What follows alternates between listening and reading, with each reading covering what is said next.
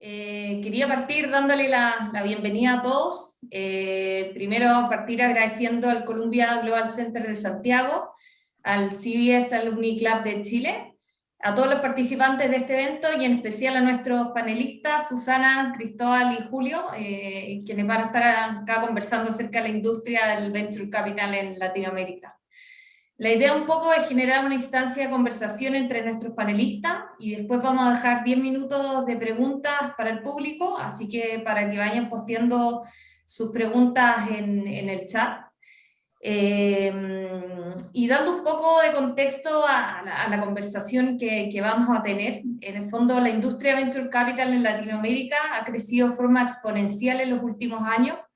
Cada vez escuchamos más casos de éxito, rondas de inversión más grandes, un mayor número de unicornios en la región, que para las que no saben son compañías valorizadas en más de $1.000 millones, y un mayor interés en el fondo de fondos locales e internacionales por invertir dentro de la región. La idea es responder preguntas de qué está pasando, este boom estará para quedarse o no, qué oportunidades existen y cuáles son los principales desafíos que enfrenta la clase activa. Primero me encantaría partir, que nuestros panelistas se presentaran ellos mismos y nos contaran un poco qué es lo que hacen y desde hace cuánto están ligados al mundo del Venture Capital desde sus respectivas áreas. Si quieren el orden lo hacemos Susana, Cristóbal y después Julio. Bueno, gracias Evelyn y gracias por la invitación. Irónicamente estoy cerca de ustedes en Argentina hoy. Yo empecé mi vida en el mundo de Venture Capital inmediatamente después de graduarme de Columbia University. Estaba viviendo en New York, terminé en el 99, bueno, diciembre del 98 y en marzo del 99 entré en el que hoy se llama BitLab, en ese momento era FOMIN, y desde el primer momento estaba en el grupo que hacíamos inversiones en fondos de Venture Capital y programas de ecosistemas para fomentar, consolidar los ecosistemas de la región.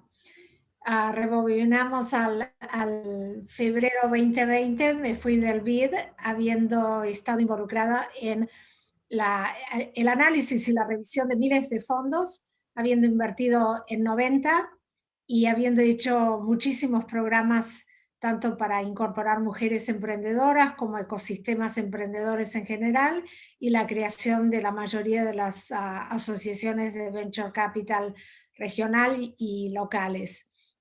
Me uní al grupo de Capria, que es un fondo global de inversión. Invertimos en los hubs innovadores de América Latina, África, India y el sudeste asiático.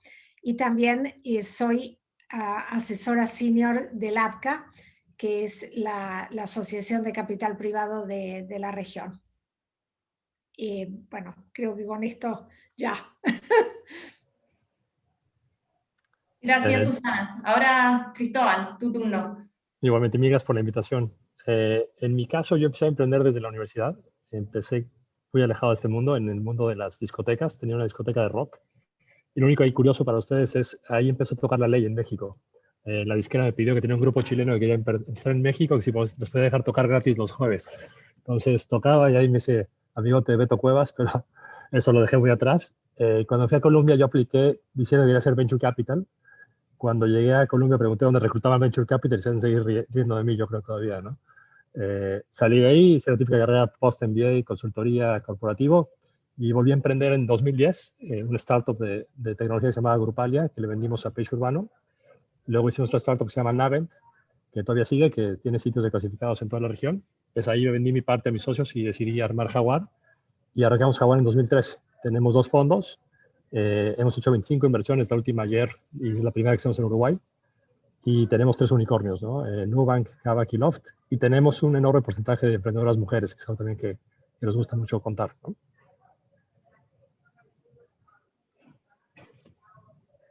Perfecto. Gracias, Cristóbal. Bueno, por mi lado, mi nombre es Julio Guzmán. Yo estudié Ingeniería Civil en Chile. Luego partí un poco alejado del mundo del Venture Capital porque empecé a trabajar en Consorcio, que es la compañía de seguro más grande de Chile. Ahí, pero me ligué al tiro al mundo de los activos alternativos, donde me tocó manejar esa cartera y ahí empezó a despertar ese interés por los startups. Así que 2 años después de eso ya empecé a emprender. Me equivoqué 2 veces con startups que no vale la pena ni mencionar. Y luego de eso, en 2014, fundamos Agenda Pro, pero no me dediqué a tiempo completo. De hecho, tomé todo el camino contrario y me fui a hacer un MBA a otra universidad en Estados Unidos. Ahí volví e incluso después fundé otro startup y recién en 2018 decidí lanzarme a tiempo completo con Agenda Pro en vista de que ya estábamos en un minuto bastante bueno. Entonces fue una vuelta bastante larga, poco tradicional, y desde ahí me ha tocado estar en contacto con varios VCs que podemos estar contando en el camino, pero desde la etapa incluso desde fondos semillas hasta fondos más chicos y ya ir avanzando en ese camino. Perfecto, muchas gracias a los panelistas por sus introducciones. Mencionaba un poco el auge que está viviendo la industria del Venture Capital en Latinoamérica, pero me encantaría que Susana y Cristóbal compartieran desde su experiencia como inversionista un poco. ¿Qué es lo atractivo de invertir en Venture Capital en Latinoamérica y por qué hacerlo? Bueno, primero yo creo que es atractivo, especialmente por el momento en que estamos viviendo. La región demostró que es resiliente en medio de una pandemia que afectó a todo el mundo y que hoy, con más autoridad que antes, cuando mi foco era solo LATAM o Latinoamérica y el Caribe, pero hoy mi foco es todos los mercados emergentes, te das cuenta que América Latina, el plus de ser una región con volatilidad y crisis fue que aunque la pandemia nos atacó y nos ataca fuerte y no está ni de lejos acabada, también resaltó más que nunca que el emprendedor latinoamericano tiene lo que a los norteamericanos les gusta decir el grit, la resiliencia. Y esa resiliencia y ese saber darle la vuelta a los problemas fue muy, muy importante en estos 18 meses. Pero también América Latina tiene todavía el bono de población joven, hemos adoptado tecnología, no, todavía hay un gap, pero que se convierte en una oportunidad, ¿no? Cuando no está totalmente adoptado, tenés esa oportunidad. Y ha habido, y lo vamos a comentar después, un gran cambio en los últimos 10 años en los ecosistemas. Entonces, creo que América Latina se posicionó bien para ser un hub de inversión, es diferente y la mayoría de la gente ya no habla tanto de ser el copycat de Silicon Valley. Nos hemos encontrado, sabemos que los emprendedores latinoamericanos son los más calificados para con tecnología encontrar soluciones y modelos en compañías que realmente intenten solucionar o ayudar a solucionar problemas reales. Y los must-have sectors son los que siempre son necesarios, ¿no? Yo a la pobre emprendedora de Rent a Runway la he invocado de más en estos 18 meses, ¿no? Pero un Rent a Runway es una compañía de un tiempo de bonanza. Bueno, me voy de fiesta y quiero un vestido de diseñador, Rent a Runway. Pero cuando se te acabó todo, cuando lo único que tenés es que de la cama te vas al baño y del baño de tu home office por meses, el Rent a Runway no está ahí, pero el acceso a la salud, a las finanzas, a la educación, más que nunca, ¿no? Entonces, por eso creo, ya vamos a hablar también de las buenas otras noticias que tiene la región, pero creo que hoy por hoy América Latina está finalmente logrando su propio papel en el mundo de la inversión. Yo coincido con todo lo que dice Susana y solo agregaría una anécdota nuestra. Cuando empezamos el fondo en 2013, fuimos a ver un inversionista en San Francisco y ¿por qué no decía que invertían en los mercados emergentes, ¿no? Entonces lo fui a ver y me siento con él y me dice, sí, invierto en India, invierto en Vietnam, invierto en China, invierto en Polonia, ¿no? Y le dije, no, pero es Latinoamérica. Y me dice, a ver, quiero ser muy claro contigo, ¿no? No existe un cajón de inversión en Latinoamérica, ¿no? Como si lo hay de Asia, si lo hay, porque ustedes no tienen ni mucha educación, ni tienen crecimientos chinos, ni tienen... Me dice, no hay una razón para estar en Latinoamérica. Dicho eso, yo por dinero invierto hasta en Marte, ¿no? Entonces, el día que tú me demuestres que en Latinoamérica se pueden hacer cosas grandes, yo te doy un cheque, pero demuéstrame eso, ¿no? Y ahora que estamos a punto de empezar a levantar un tercer fondo, el mismo inversionista nos buscó y nos dijo, oigan, ahora sí les creo, ¿no? Ahora sí veo que en Latinoamérica hay algo especial, ¿no? Entonces, por favor, quiero ahora sí meterme. Y ese es como, creo que es un sentimiento muy que vemos ahora en los americanos y algunos europeos, ¿no? Empiezan a creer que Latinoamérica puede generar cosas interesantes de tamaño y permanentes, ¿no? Que era como la gran duda de ellos en todo este proyecto. Perfecto, gracias. Y un poco, Julio, de tu perspectiva como emprendedor, cuéntanos un poco tu historia, cómo partiste y qué te atrajo de irse del mundo más tradicional al mundo del emprendimiento. Perfecto, buena pregunta. Siempre ponen lugares incómodos porque el camino nunca es fácil. Mira, desde el punto de vista del emprendedor, ahí comparto los puntos de Susana y Cristóbal. Yo creo que se ha ido cerrando ese gap que había de financiamiento contra encontrar startups en Latinoamérica en el último tiempo, y creo que un rol importante, o por lo menos los emprendedores lo percibimos así, fue el papel que jugó Rappi en Latinoamérica, como evangelizando un poco a inversionistas de Estados Unidos y Europa, mostrándoles que se puede ganar con empresas B2C, que son empresas al consumidor en Latinoamérica, y ya no solamente en las empresas tradicionales de B2B, que son la empresa a empresa, que eran las típicas, que era muy fácil de modelar y bastante más fácil de predecir. Entonces, por esa parte, creo que ayudó bastante. Desde mi lado, mira, para contarte el cuento en Agenda Pro, yo, bueno, ahora estoy de CEO de Agenda Pro, que es donde le simplificamos el día a día a dueños de centros de estética, centros médicos, peluquerías, salones y centros deportivos. Y para hacerlo simple en la historia, nosotros empezamos en 2014 y partimos con un modelo muy distinto. Hemos tenido que ir pivoteando, ahí como comentaba Susana, que está sacando a contar un cuento. Nosotros partimos con una idea, por ejemplo, de hacerle una competencia a Groupon. Nosotros queríamos hacerle el challenge a Groupon porque decíamos, la tesis era, la experiencia de Groupon está rota, solo está adelantando capital de trabajo a estos negocios, en algún día alguien se va a dar cuenta y ese es el minuto para entrar, para mejorar eso. Bueno, no nos funcionó, no le funcionó a Groupon tampoco, así que tuvimos que pivotear y ahí nos dimos cuenta que había la oportunidad de lanzar un software de agendamiento, y ahí nació el nombre Agenda Pro. En ese momento yo todavía no me lanzaba a trabajar full time y también eso es algo que quiero comentar. No sé si alguien está pensando en emprender acá, pero cuando uno sigue teniendo un plan B, normalmente es porque no te convence mucho la idea. Hay algo en la idea que no está resuelto, hay algo que no está complementado, o sea, finalizado, hay algo que te hace ruido, que quizás no se puede racionalizar y por eso no se están lanzando. Ese era mi caso.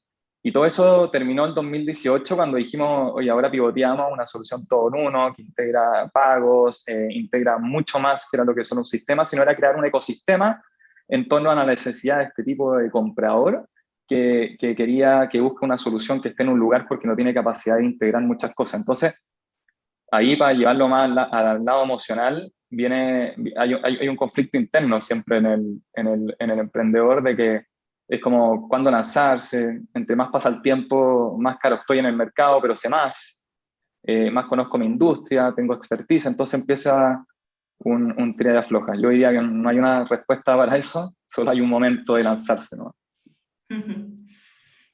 Y, o sea, todos mencionaron un poco el boom que ha experimentado la región y cómo se ha disminuido un poco esta brecha de financiamiento, sobre todo en los últimos años. Un poco para dar un contexto a la cifra, la inversión en Venture Capital en Latinoamérica alcanzó los $4.000 millones en el 2020 y se compara versus los $143 millones el 2011. Susana, tú eres la que lleva mucho más tiempo en esta industria y un poco, ¿cómo ha sido la evolución y qué ha cambiado en estos últimos 10 años? A ver, yo creo que es importante resaltar algunos hitos que por lo menos yo los viví, porque en el 99, desde el BID, yo hablaba con los gobiernos, primero ser emprendedor, la gente entendía qué pasó, te despidieron de un trabajo, estás buscando otro y para zafar te llamas emprendedor. El que entendía de emprendedor pensaba, no, son todos, y no sé si en Chile se dice así, espero que se entienda, son todos niños bien, entonces yo como gobierno no puedo apoyar el venture capital. Y yo me sentía, no sé, como San Pablo apóstol, más o menos, hablándoles y diciéndoles, no, es al revés. El capital emprendedor, el venture capital, lo que va a hacer es democratizar el acceso a financiamiento a todo tipo de emprendedores. No es solo Buenos Aires, Santiago, Lima, es Jujuy, como tenemos a Pamela Scheurer en Argentina, que no es el típico hub de innovación, es, no sé, La Tarija en Bolivia, ¿no? Entonces, yo ahora miro 10 años atrás, hubieron algunas cosas que con sus plus y minus para mí empezaron a hacer un cambio profundo.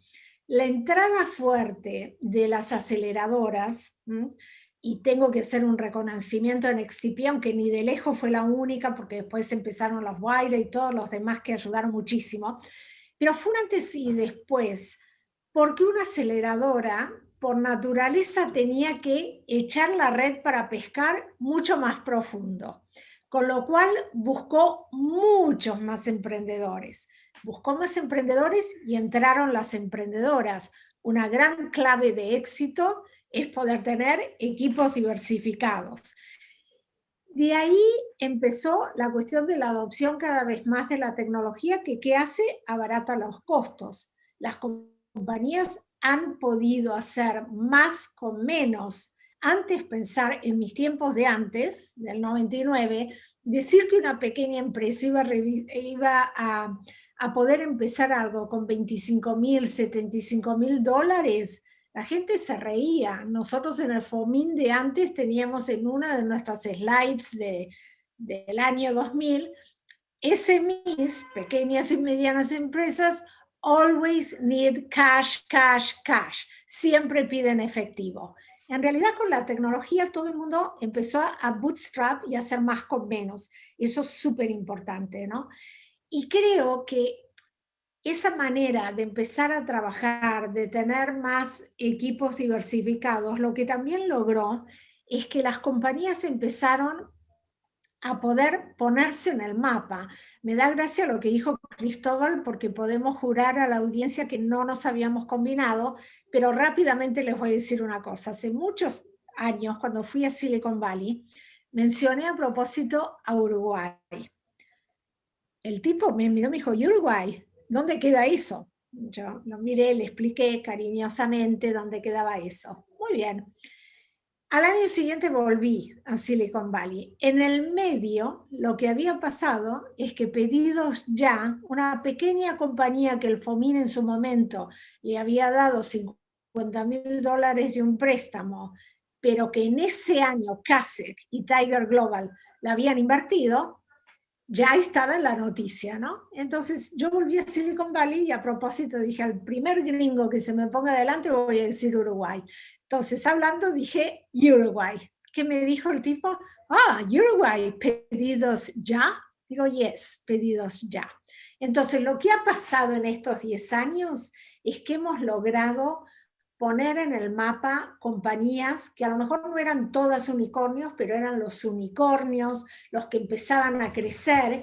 Entonces el inversor de afuera empezó a entender, hay deep tech en Argentina o en América Latina o en tal lugar.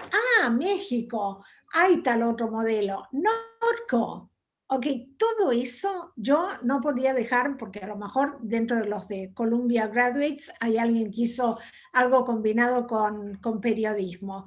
El poder que tiene la media de poner en el mapa a una región en estos temas es súper importante, y la responsabilidad que todos tenemos de hablar de esos casos, para que se conozcan, porque las historias son lo que le queda al inversor, que después tienen que ser acompañadas por números, y eso ha pasado. Pero creo que es súper importante. También pienso que es la primera vez que vemos, estamos viendo más y más, que compañías locales adquieren a otras compañías locales. Antes siempre la venta iba a un extranjero, un estratégico, que a veces no entendía mucho, que te pedía poner mitad de la venta y del dinero en escrow para que en los próximos 3, 4 años vieras si no lo habías engañado. Ahora ya hay empresas grandes, suficientemente grandes en América Latina para adquirir otras, ¿no?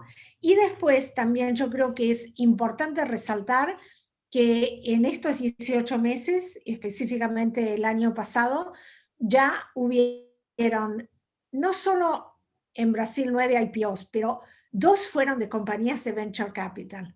Eso tampoco se veía tanto en América Latina. Los IPOs eran siempre de los de Silicon Valley, Inglaterra, etcétera, ¿no? Entonces, creo que todo esto está diciéndole al mundo, ya tenemos ecosistemas, después vamos a hablar de los desafíos, ¿no?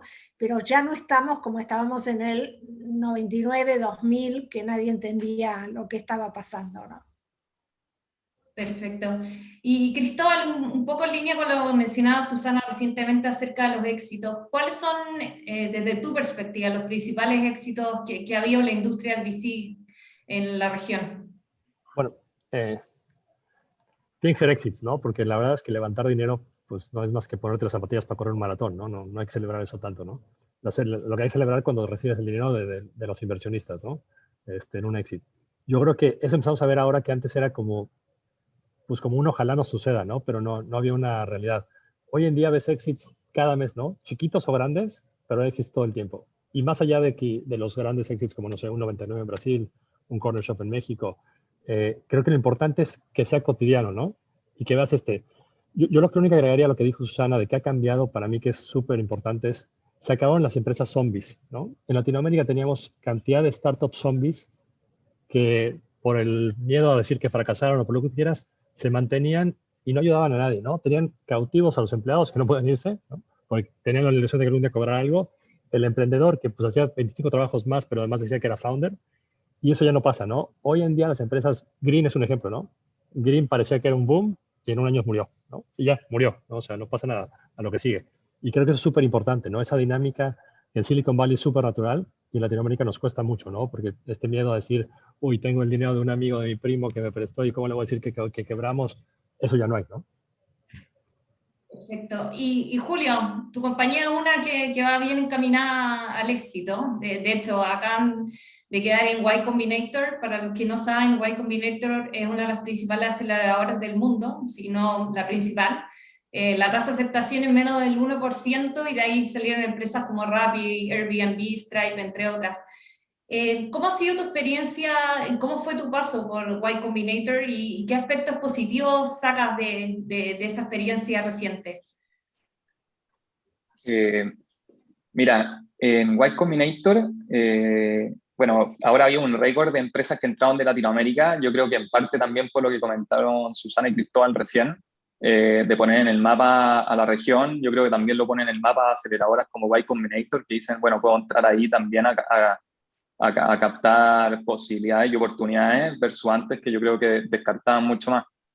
Mira, y Y Combinator en verdad ha sido en verdad un cambio a nivel incluso cultural, como que te da una cirugía un poco de la empresa, porque te entrega dos cosas. Lo primero es que te pone asesores, o advisors, que son ex emprendedores, que un poco han cometido todos los errores que todavía te quedan por cometer, han caminado un poco caminos que nunca van a ser iguales, pero que te pueden ahorrar mucho tiempo. Entonces, con pequeños tests de ir, volver, ver si está funcionando o no, te puede ahorrar mucha plata, tanto de recursos de la empresa como de inversionistas, lo que te puede significar al final uno de esos tests, la diferencia entre el éxito y el fracaso. Eso por un lado. Y segundo, también relacionado a lo que dijeron de poner en el mapa con inversionistas, es que te saca un poco de la esfera de que tu empresa, estando en Latinoamérica, como que todos dicen, los inversionistas de afuera dicen, pucha, todavía no eres tan grande, o me da miedo invertir allá, una estructura que esté en Chile. Y Combinator te obliga a varias cosas, entre ellas incorporarte fuera de Latinoamérica, y eso te lleva a poder acceder a una red de inversionistas gigante. Entonces uno empieza a compararse con inversionistas de allá, y creo que eso, que la oportunidad de tener acceso a capital de allá hace que al final el precio sea competitivo. Esto es una transferencia de precios, ¿no? Entonces te ayuda a generar mayor inversión, a una valorización mayor, que al final te permite captar talento y retener talentos que van a ser los que te llevan a generar el próximo paso que necesitas dar, y al final es un círculo virtuoso. Perfecto. Hablábamos también un poco, y todos mencionaron, lo resiliente que ha sido la clase de activos frente a las condiciones políticas, macroeconómicas, y en relación al COVID, ¿cómo creen que ha cambiado la industria del VC en Latinoamérica? Yo, para mí, lo que ha cambiado es que antes, digamos, había, y esto a mí me pasaba porque estando en el BID, claro, yo era como un poco la que a veces hacía la nota que discordaba, ¿no? Cuando me hablaba mucho de impacto, yo decía, ojo, impacto es una palabra que a veces se está abusando, y dentro de la bolsa de impacto entran los zombies, los que dicen, no, como hago impacto no tengo retornos, y eso no hace un favor a nadie, ¿no? Y yo siempre dije que los primeros fondos verdes del FOMIN, que fueron súper pioneros, me sacaron una gran conclusión para mí, porque yo entré a los 3 años de que esos fondos habían empezado. Le habíamos dado el fund management a ONGs, todas del medio ambiente, súper comprometidas. Entonces, después que nos dimos cuenta que súper comprometidas, pero no tenían ni idea de la parte financiera, yo medio en broma, medio en serio, decía, nunca más trabajo con una ONG que sea un fund manager, porque se fijan en el verde del árbol y no en el verde del dólar. Y cuando falta el verde del dólar, nos quedamos sin el verde del árbol, sin los empleos y sin nada, ¿no? Entonces, la pandemia, que hizo poner como una propuesta súper atractiva de inversión, mercado de millones y billones de personas que necesitan necesidades básicas, y la necesitan con la ayuda de la tecnología, porque todo el mundo estaba en su propia cárcel dorada, jaula dorada de sus casas, ¿no? Entonces, para mí la pandemia resaltó lo importante que es invertir en sectores que son resilientes, no solo a la pandemia, a todo tipo de crisis, porque cuando esto acabe y lo dominemos, quién sabe lo que vendrá, ¿no? Entonces, siempre vamos a tener algún tipo de crisis, no necesariamente global y de este tipo de impacto, pero invertir en cosas que la gente necesita sí o sí es impacto puro, porque estás ayudando a mejorar la educación, la salud financiera, la salud corporal, los manejos, por ejemplo, de cómo hacer todo el proceso de skilling para gente que necesita mejorar sus habilidades, conseguir mejores trabajos. Todos esos fueron temas que la pandemia resaltó, y son sectores que les ha ido muy bien, lo mismo que todo el tema de logística o e-commerce. Y en relación un poco a la pandemia, Julio, tu negocio es un negocio que se vio bien afectado por la pandemia, porque al final Agenda Pro es un software para peluquerías, centros de belleza que tuvieron que cerrar. ¿Cómo se enfrentaron ustedes a esta situación y qué cambiaron un poco hacia adelante? Buena pregunta, Evelyn. Mira, para ponerlo sin dolor, nos pegó muy duro. Apenas empezó.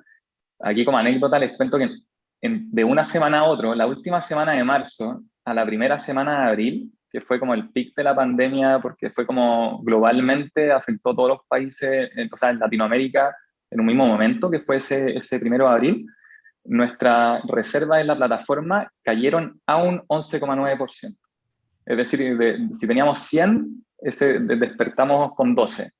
Entonces, cuando pasó eso, dijimos, esto se viene, y ahí en una semana ya habíamos tomado muchas decisiones durísimas que eran de ajustes de sueldo. O sea, nos preparamos para lo peor, esperando lo mejor, y dijimos, bueno, eso después lo compensamos con los que tengan que ser de alguna manera, pero compremos tiempo. Esta fue la meta, compremos tiempo, compremos 3, 4, 5 meses, para ver si logramos pivotear y ajustar un poco el modelo de negocio a esta nueva realidad que no sabemos cuánto tiempo va a durar, porque ahora es fácil mirar para atrás, pero cuando llegó ese marzo, llegó ese abril, no sabíamos si iba a ser un mes, si iban a ser 2 meses, si iban a ser 4 meses, si iban a ser 6 meses, no teníamos idea de nada.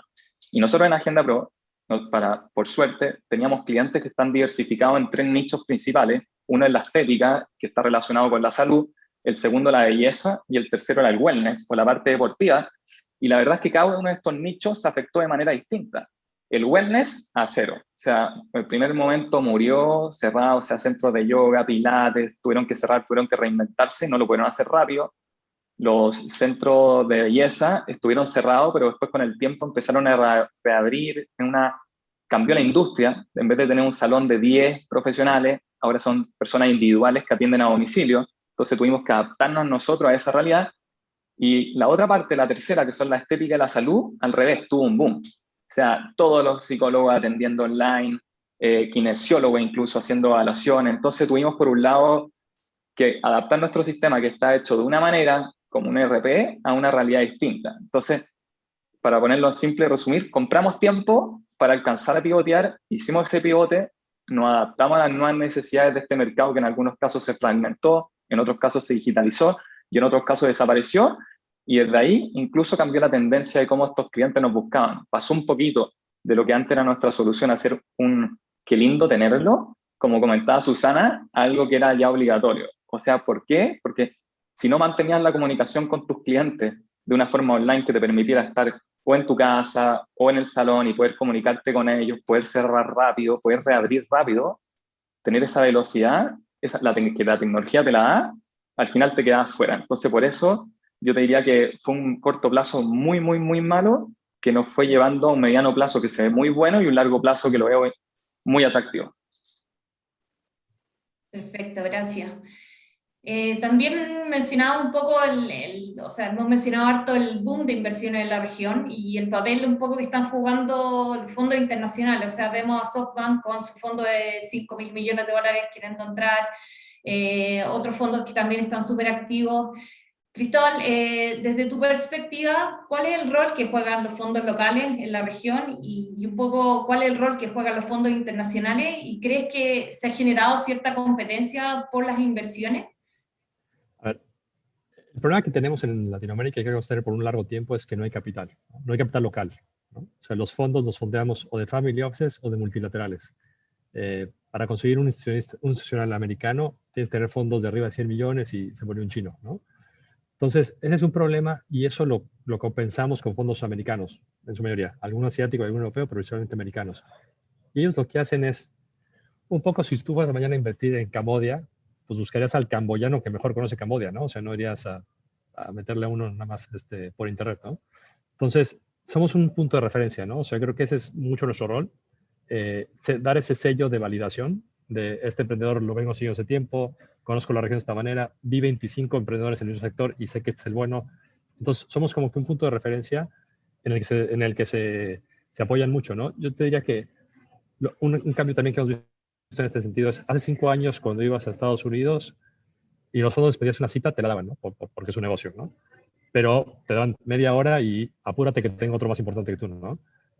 Hoy en día, hace 2 años empezó un poco a cambiar, que ya te llamaban proactivamente, pero una llamada, ¿no? Y antes de la pandemia, pues se frenó eso, antes de la pandemia empezaron a llamarte a decirte, voy allá a conocer, ¿no? Entonces creo que eso se ha vuelto súper más proactivo en su dinámica.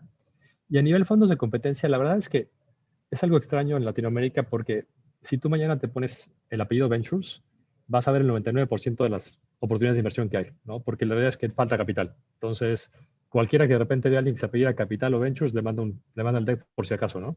Entonces, en ese sentido, creo que todos los fondos vemos todo. La gran diferencia es quién logra entrar en las rondas, ¿no? Y eso se va construyendo con una reputación, ¿no? O sea, hoy en día hay fondos que si tienes la oportunidad de invertir, te van a dejar porque eres tú, ¿no? O sea, no. Y eso es normal porque igual en Silicon Valley hay fondos que con decir que quieren entrar, entran, ¿no? No hay cómo. Entonces yo creo que competencia sí debe haber, pero al mismo tiempo no hay tanto capital en Latinoamérica para tomar todas las rondas un solo fondo, ¿no? Hay pocos fondos que pueden hacer eso. Entonces decides acabando siempre ser coinversiones, porque una ronda de 5 millones, muchos fondos no lo pueden llenar. Entonces acaba siendo mucho más, diría, cooperativista que en otras geografías. Perfecto. Y ahí, ¿cómo ves el tema de las valorizaciones también? Que también, o sea, cada vez son más elevadas. ¿Cómo ustedes desde Howard un poco están tomando este punto? ¿Están siendo disciplinados? ¿Están quedando fuera de la ronda? A ver, nosotros tenemos una filosofía particular con las rondas y es que no discutimos valuaciones, ¿no? O sea, tomamos valuaciones. Si el emprendedor dice vale 10, yo le puedo decir sí o no, y a veces decimos, mira, 10 no, pero si fuera 6,5 sí, ¿no? Y ahí acaba, ¿no? O sea, no tratamos de negociar para acabar en 7, 8, ¿no? Y somos muy disciplinados con eso porque la verdad es que si no vemos un camino más o menos cierto a llegar a un 20x, no tiene sentido, ¿no? Y no importa tanto la evaluación inicial, sino la evaluación de salida. Por ejemplo, cuando entramos en Nubank, la evaluación que nos dieron para que entráramos, en ese caso David Vélez nos conocía hace tiempo, quería salir de Brasil, dijo, quiero traer un fondo no brasileño que me ayude a salir a Colombia, México y Argentina, y nos buscó, ¿no? Le dijimos, oye, pero ya vales $4 billones, ¿no? O sea, ¿cómo va a ser que esto valga 10, ¿no? Dijo, no, ustedes van a hacer una evaluación especial, les damos un descuento 3 billones, quiero que entren, no me interesa el cheque, me interesa que se involucren, ¿no? Y ahí dijimos, bueno, pues a ver qué hacemos, o sea, porque 20x se veía difícil, ¿no? 60 billones se veía lejos, pero creíamos que 3 o 5 se podía, y sobre todo era la experiencia de trabajar con un equipo mucho más desarrollado, ¿no? O sea, un equipo que ha traído ejecutivos de banca tradicional, de todas partes del mundo. Entonces dijimos, bueno, agarramos como una oportunidad de que el piso es bastante alto, el techo que se hace es bajo, pero para nuestra sorpresa, esa inversión hoy en día ya es un 9x, ¿no? Entonces, la verdad es que es más pensar en la salida que en el punto de entrada. Sí, creo que el problema que veo en las evaluaciones hoy no es tanto el punto de entrada, sino es lo que están prometiendo para la siguiente ronda, ¿no? O sea, porque para llegar a eso tendrías que crecer, no sé, más que tasas chinas, ¿no? Y pasa rara vez en Latinoamérica. Entonces, eso es lo que más nos fijamos, ¿no? El tema de qué implica esta valoración en cuanto a una siguiente ronda, y no tanto si es cara o no hoy, ¿no? Perfecto. Si puedo agregar, Evelyn, no podría estar más de acuerdo con Cristóbal. No es tanto a lo mejor entrando uno en esa serie, sino que como se ha acelerado tanto y acortado el tiempo entre serie y serie, lo que muchos emprendedores te dicen, bueno, en 6 meses en mi próxima serie, la evaluación va a ser 5 veces esta. Pero en 6 meses tu crecimiento, ¿cómo va a estar? ¿No? Entonces, ese tipo de calentamiento de las valuaciones a mí me preocupa porque hay mucho emprendedor que no vivió la burbuja de Internet, ¿no? Pero los inversores que la vivimos nos duele todavía. Me recordó ahí, güey, Suana, y esto es también una lección, ¿no? Un emprendedor que quizás Julio se identificará, era un emprendedor mexicano basado en Miami. Yo lo conozco desde el secundario, bueno, tengo buena relación con él, y me platicó de su emprendimiento hace un año, ¿no? Le dije, mira, pues, me parece muy interesante, pues cuando tengas algo avísame, ¿no?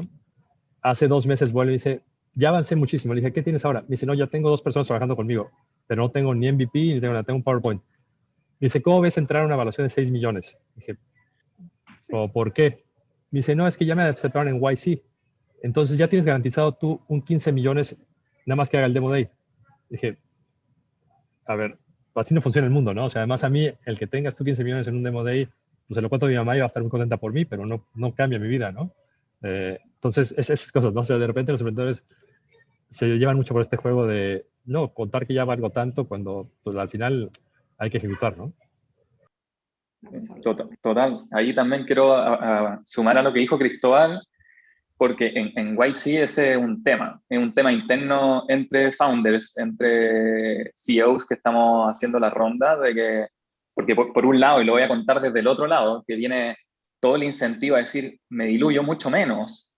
Entonces, ese es el lado que miran nomás, pero si uno lo mira a tan corto plazo, como mismo contaba Cristóbal, que no importa esta ronda, lo que importa es lo que viene después, es que le pongo una sobrepresión a la siguiente ronda o el siguiente momento gigante, porque lo que implica un valuation, una valorización que sea 20 veces la anterior o 30 veces, es un crecimiento implícito que puede llegar incluso a ser absurdo para la etapa que se está necesitando, porque puede llevarte a tomar decisiones de crecimiento, como sobreinvertir en marketing y venta, versus una etapa en la que te convertí a invertir en producto. Entonces, incluso te puede generar un problema interno en la empresa, y se da mucho, y se los comento acá como interna para que lo sepan, de que sea el juego de decir, oye, vamos subiendo el valuation, sigámoslo subiendo en algunas empresas, y otro tipo de empresa que dice, no, este es mi precio, yo juego con eso, y yo ya estoy pensando en levantar capital, como decía Susana, lo antes posible, para poder ir a correr esa maratón que decía Cristóbal. Ya me puse los zapatos, es el levantamiento capital, y ahora tengo que ejecutar ese plan. Da lo mismo todo lo que pasa entre medio, o sea, da lo mismo, si llego con los mismos números y todo eso 12 meses después, de nada sirvió lo que pasó, y lo único que dice es que soy un mal manager. Al final, ese es el tema. Entonces, al final yo diría que el aumento de valorizaciones, a pesar de que por el lado egoísta del emprendedor implican menos dilución, también implican más presión, y al tener más capital también ponen presión sobre la capacidad de ejecución, de repente, de CEOs que venimos con poca formación, que no hemos tenido equipos muy grandes a cargo y que se está poniendo todo en juego. Entonces, diría que hay un tira y afloja en hacer eso, hay una parte buena, una parte mala, y los dos lados de la moneda tienen algo que aportar ahí. Qué bueno tener esa disciplina, porque es verdad, a veces vemos muchos founders, como mencionaba Cristóbal en su ejemplo, un poco que dado el interés que también hay en la región, un poco que le ofrecen unas valorizaciones que la verdad es que son medio absurdas y que no tienen conciencia un poco del plan de crecimiento ya más a largo plazo, de lo que significa manejar una organización, de lo que significa expandirse a otros países, etc. Y ahora mirando un poco hacia el futuro, y esta es una pregunta para cualquiera de los tres, ¿cuáles son sus perspectivas para la industria del venture capital en Latinoamérica para los próximos 5 o 10 años? Yo le pongo mucha fe, no solo a los unicornios que estamos creando, sino al número así. Nosotros en Capri hicimos una valoración rápida, no es profunda ni muy científica, y comparando otras regiones donde nosotros actuamos, vimos que hay hoy en América Latina unos 250 unicornios. Aquellas compañías que no son unicornios, pero que están bien enfiladas para crecer. Y ahí es donde yo creo que está el valor de la región, ¿no? Porque sacar unicornios de vez en cuando no te asegura que toda la infraestructura para abajo la tenés. Y los fondos, como Capria, como Jaguar, como acá veo a mi amigo Alan Volcan, necesitan masa crítica, ¿no? Entonces lo que estamos buscando son buenas compañías, sólidas compañías en crecimiento. Y nosotros hicimos una comparación. ¿Cuántos unicornios encontramos en el sudeste asiático, ¿no? Menos China?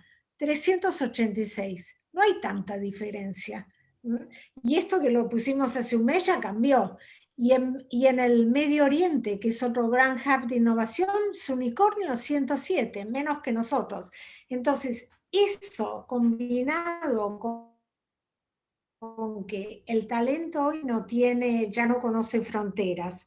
Hay en América Latina ciudades que realmente son hubs de innovación y que los inversores de afuera ya lo saben.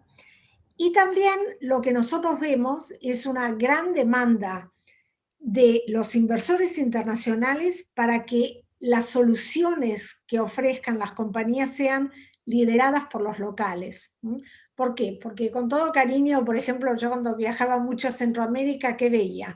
Toda la gente de los países nórdicos yendo a Centroamérica pensando que, bueno, iban a cambiar el mundo y demás, pero iban con su ficha de un país nórdico donde la salud pública funciona, la educación pública funciona, el gobierno les paga todo porque tienen tanto dinero. Entonces, no pueden encontrar las mismas soluciones que el que es de Centroamérica y sabe que no tiene ninguna de esas cosas y aún así le quiere dar la vuelta, ¿no? Entonces, yo creo que lo que estoy viendo que antes tanto no veía en América Latina es que empieza con sus dificultades a ver ese continuum de financiamiento para que el emprendedor no se quede solo en la aceleradora o no se quede solo hasta que un fondo que da a partir de los 5 millones lo pueda mirar. Ya hay más diversidad en ese continuum y ese continuum va a lograr que haya más unicornios y de ellos saldrán más unicornios. Perfecto, gracias. Ahí, Cristóbal o Julio, si quieren dar sus visiones también. Yo, por la parte buena, yo creo mucho en los círculos virtuosos, ¿no? Y creo que eso en Latinoamérica ahora va a ser a dar mucho, ¿no? Por un lado, el lado del talento, ¿no? O sea, tienes ahora esta empresa uruguaya en la que invertimos, curiosamente, y juro que no hablé con Susana antes, está el dinero seed fue de pedidos ya, ¿no? De Alan y de Álvaro. Entonces, es un tema que se ve que se recicla, ¿no? Talento y capital, ¿no? ese es el lado, si quieres, del lado de emprendedores, ¿no? O sea, los ex Mercado Libres, los ex Despegar, los ex Nubank hoy en día emprenden. Del lado del capital, en Argentina fue muy claro, es cuando visitamos inversionistas posibles para nuestro fondo, te das cuenta que ninguno de ellos invirtió en Mercado Libre, ¿no? Y era como un vacío, era como, oye, me la perdí, ¿no? Y también, por un lado, decían, pues ya fue, ¿no? O sea, no, el argentino como decía, bueno, ya estuvo, ¿no? O sea, no va a ser aquí. Yo creo que esa oportunidad la tienen tanto en Chile como en Perú, como en Ecuador, como en Colombia, en México, que no les pase lo mismo, ¿no? O sea, que no se les vaya el mercado libre. Y creo que es algo que tienen que hacer, ¿no? Empezar a invertir hoy y no esperarse a que ya se dé ese mercado libre y entonces entrar. Empezar desde con poquito, con lo que puedan, pero es un activo que tienes que trabajar en el tiempo y tienes que invertir constantemente, ¿no? Aquí no hay ciclos de bajar las acciones, hay que comprar ahora, ¿no? Eso no pasa, ¿no? Si bajan las acciones, probablemente va a quebrar, ¿no? Entonces, y nunca sabes, en todos los años hay buenas generaciones de emprendedores. Entonces, no es que me salto este año porque este año no va a haber buenos, ¿no? O sea, eso no pasa. Entonces, tienes que ser constante. Entonces, todos los años invierto 200, 100, lo que sea, ¿no? Pero invierto, porque sé que de los 10, 15 que invierta, uno la va a pegar. Entonces, es un tema de constancia. Del lado negativo, y esta es mi preocupación, es el tema de la educación, ¿no? Los hubs de talento en Estados Unidos y en Europa se nutren de inmigrantes, ¿no? En Estados Unidos, en todas las compañías con tecnología, tienes un hindú o un chino o un asiático, ¿no? O un ruso, ¿no? En Europa igual, ¿no? En Francia los hubs se llenan de los africanos del Magreb que van allá a desarrollarse. En España similar, ¿no? En Latinoamérica no tenemos esa captación de inmigrantes de talento técnico, mucho más arriba, vienen más bien al management, y localmente no estamos generando sin talento, ¿no? Entonces yo un problema que veo en las empresas es que hay un cuello de botella en conseguir talento, ¿no? Y eso, pues a pesar de los lambda schools que uno cada día sale uno nuevo, pues no es suficiente, ¿no? Estas que las universidades encaminen mucho más gente a carreras de STEM, ¿no? Y eso creo que nos va a faltar. Total. Ahí me voy a sumar a lo que dijo Cristóbal y poniéndolo desde la cara de un emprendedor, ahora que nosotros estamos saliendo de Y Combinator con todas las expectativas y justo en esa etapa de armar equipo, yo diría que por el lado del aumento de las opciones de financiamiento es increíble la diferencia entre el 2012 incluso ahora, o sea, es un cambio significativo. Antes existían, por lo menos en Chile, existía Corfo y Startup Chile, que eran fondos semillas para validar una idea, pero luego llegaba un valle de la muerte, que si no lo queráis juntar a Axel al otro lado, que ya era hablar de otras palabras, había que hacerlo con recursos propios. Entonces se daba mucho que si uno no tenía algún amigo, algún conocido, alguien que pudiera dar ese capital, era imposible lograrlo, o acceso a un family office, que eran las opciones que había. Ese gap se cerró y lo que creó es que se generó mucha competencia, lo que decía Cristóbal, sobre el talento, sobre conseguir incluso el talento que ya existe, ni siquiera el talento nuevo que llega de otras regiones, sino que el talento que ya está. Se generó una presión de precios sobre empresas que están poniendo sus empresas de software acá, toda la parte de talento, que les pagan sueldos de Estados Unidos o Europa a esos mismos desarrolladores o personas de producto que trabajan en las áreas core de la empresa, y lo genera más competitivo y genera un problema gigante a las empresas que le vendemos a Latinoamérica, porque nosotros tenemos servicios en Latinoamérica con precios de Latinoamérica, y no tenemos ese margen donde a nosotros la estructura de costos se nos ve más barata. Entonces genera un desafío que nos hace tener que automatizar muchas más cosas. Entonces, como contaba Susana también, de alguien que llega a Europa con toda la estructura y piensa en los precios de Europa, todo eso, yo en un SaaS entonces hablo del Annual Contract Value, pero el valor de un contrato anual, que acá puede ser 10 veces menos que lo que es en Europa o en Estados Unidos. Entonces generar esos desafíos con costos donde uno no puede contratar un desarrollador por lo mismo que los contratan allá, genera un tema muy difícil para la contratación del talento. Y yo creo que además de eso viene toda la idea de que en Latinoamérica veníamos con la idea que, bueno, están los fundadores y el equity de la empresa no se reparte, y todo este cambio de mentalidad a empezar a decir, no, hagamos plan de incentivos para todos los empleados que son relevantes de esta manera, para poder captar ese talento, para poder retenerlo en 4 años, para soñar en conjunto eso.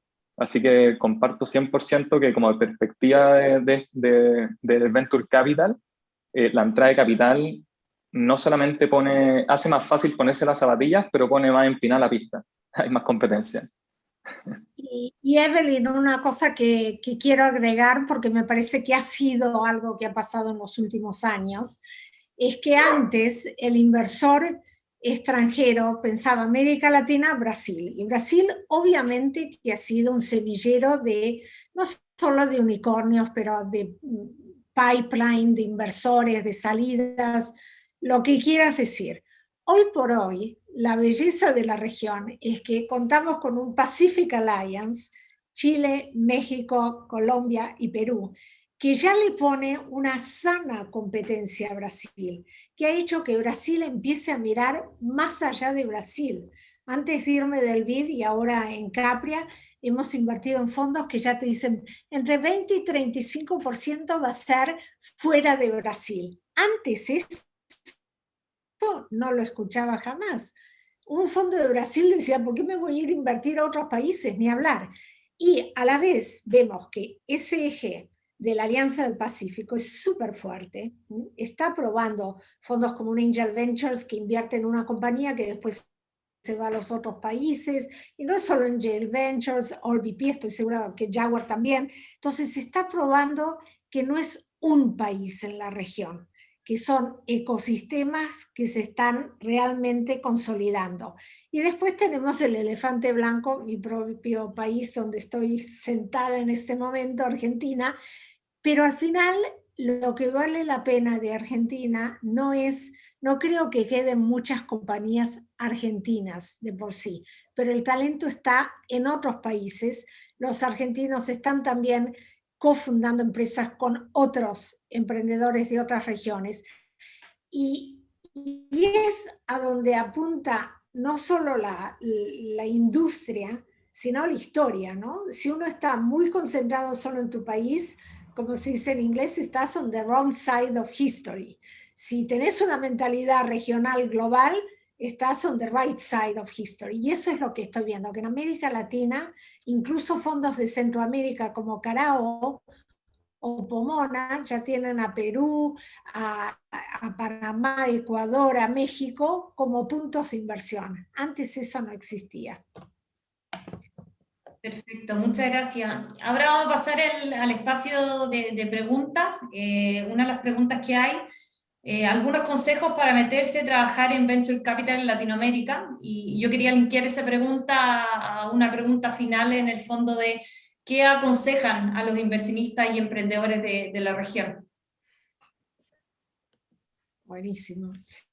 Yo al inversionista le diría que estando en el 2021, que invierta pensando mucho en los retornos, pero que mire más allá de los retornos. El mundo ha cambiado.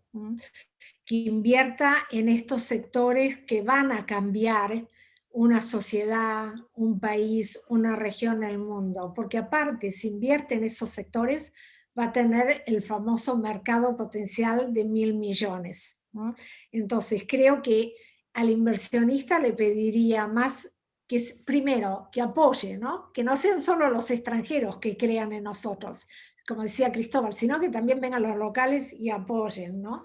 Y creo, Evelyn, que sos un buen ejemplo con tu fondo Kayak. Y a los emprendedores que no se mareen. En este momento puede haber buen emprendedor que se empiece a marear. Me ha pasado ya de alguien que me diga, sí, apúrate a decirme si vas a entrar o no, porque mi ronda en cuanto la saqué ya está oversubscribed. No sé si eso es tan bueno. No sé si eso es tan bueno y no sé si en 3 años nos vamos a estar contando algunas heridas de guerra súper importantes. Pero eso como contracara al inversor que no tengan FOMO, ¿no? Fear of missing out. No pasa nada si, como dijo Cristóbal, pasa de una empresa y decís que no, basado en que es una evaluación totalmente no fundada. No pasa nada. Hay que encontrar, por eso la inversión en el fondo es un arte. Hay que encontrar ese momento en que lo que necesita el emprendedor, lo que es justo, bueno, y lo que necesita el inversor se unen en una propuesta que se pueda financiar, ¿no? Perfecto, gracias. ¿Y Cristóbal o Julio? A ver, voy a entrar ahora para romper el orden una vez, aprovechando. Mira, desde el lado, yo lo voy a contestar desde el lado del emprendimiento para lanzarse. Yo creo que estamos en un minuto en Latinoamérica donde se cerró el gap de tecnología gracias al coronavirus. Todos tuvieron que digitalizarse. Mi mamá nunca pedía comida online y ahora está pidiendo por Corner Shop, así, Jumbo, directo, así que se acostumbró a todo, la hora del doctor. Entonces, creo que hay una oportunidad para los emprendedores de ir y tomar esa digitalización que está ocurriendo. A la vez, como comentaba Susana y Cristóbal, están entrando varios fondos con capital, así que si hay un momento, puede ser ahora, pero mi único tema es que hay que entrar sin un plan B. Yo si entro, o sea, a armar un negocio hay que entrar sin red de salvarse, o sea, hay que ir con esa visión y hay que ir convencido, no hay que lanzarse porque, oye, quiero hacer algo y quiero ser independiente. Yo no lo veo así el manejo de ir a armar un negocio, es porque hay un problema que te obsesiona tanto que verlo en el mundo que está pasando, hay que arreglarlo. O sea, es como cuando yo soy un poco TOC para muchas cosas, entonces de repente veo algo que está desordenado en la casa y tengo que ordenarlo. Entonces es como lo mismo. Y si todos los días lo veo desordenado, y todos los días lo voy a hacer de nuevo. Ese es como lo que yo diría que hay que tener en un emprendedor si se quiere lanzar. Yo coincido con Julio. O sea, creo que al final los trabajos, yo creo que 90% de lo que yo hago es psicología, ¿no? Y muy poquito hago finanzas, ¿no? Y es entender cuál es la motivación del emprendedor, ¿no? O sea, ¿por qué está aquí hoy y no está mañana en Coca-Cola, ¿no? Y yo cuando emprendí, era porque era algo que me obsesionaba, ¿no? O sea, me iba a dormir pensando, me bañaba y pensaba en eso. Y creo que si no tienes esa pasión, es imposible llegar a lo que queremos construir, ¿no? Quizás puedes construir un trabajo o una manera de vivir, pero no vas a construir algo que te haga orgulloso. Y eso es lo que yo veo en los emprendedores que hemos tenido la suerte de tener con nosotros, que la han realmente pegado. Es gente para quien el tema financiero era un colateral benigno que vendría, ¿no? Pero nunca fue la razón de ser, ¿no? Ellos saben que si hacían lo que querían hacer y lograban llevarlo al éxito, el dinero vendría. Pero ese no era el principal punto, ¿no? Y lo ves en muchas maneras, ¿no? A veces, cuando traen talento, muchas veces es muy común que el fundador no sea el que más gana en la empresa. A veces ni siquiera tabla media o no gana nada, ¿no? Porque sabe que prefiere invertir eso en el sueño y entrar a una persona que le ayuda a lograrlo, ¿no? Yo creo que emprender no es para todo el mundo.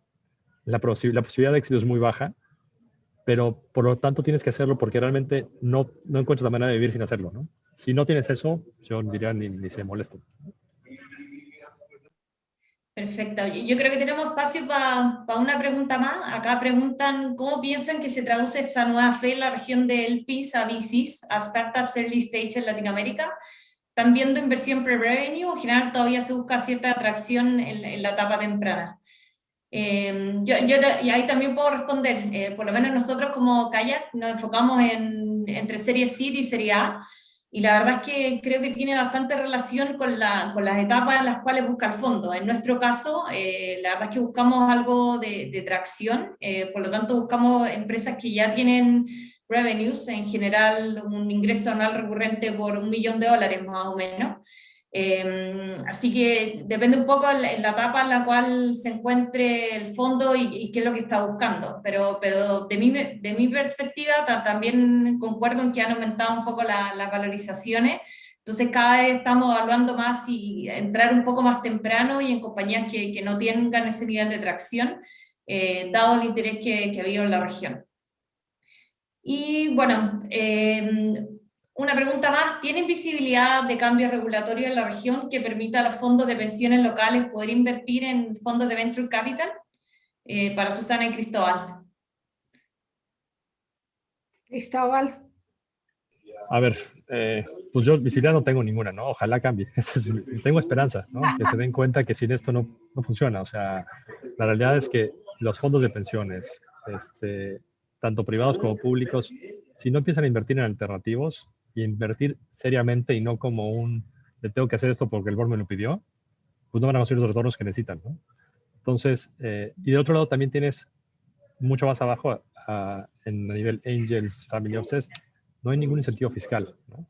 Mientras en un país como España tienes créditos fiscales, puedes ir a pérdida, o sea, tienes un montón de incentivos para tener por nosotros esa bolsita y usarla, ¿no? En Latinoamérica, es más, está penalizado, ¿no? Ser el investor, ¿no? Hay una probabilidad de que vayas a la cárcel a que tengas algún beneficio. Entonces, eso tiene que cambiar. Sin eso, la verdad es que vamos a seguir siendo fondos extranjeros de locales que invertimos en Latinoamérica. Perfecto. Bueno, ya Yo estamos creo que esto eh, es dale. para el futuro, definitivamente. Bueno, ya estamos en la hora. Quiero agradecerle la participación a nuestros panelistas. Estuvo muy interesante la conversación que se produjo. Ojalá podamos tener más eventos en el futuro. Y también agradecerle a todos los participantes que participaron de este webinar. Así que ahí estaremos anunciando nuevos, junto al Columbia Global Center y al CBS Alumni Club de Chile, nuevos eventos. Muchas gracias a todos. Gracias a ti, Evelyn, y a todos los organizadores. Ay, gracias. Chao. Chao, gracias.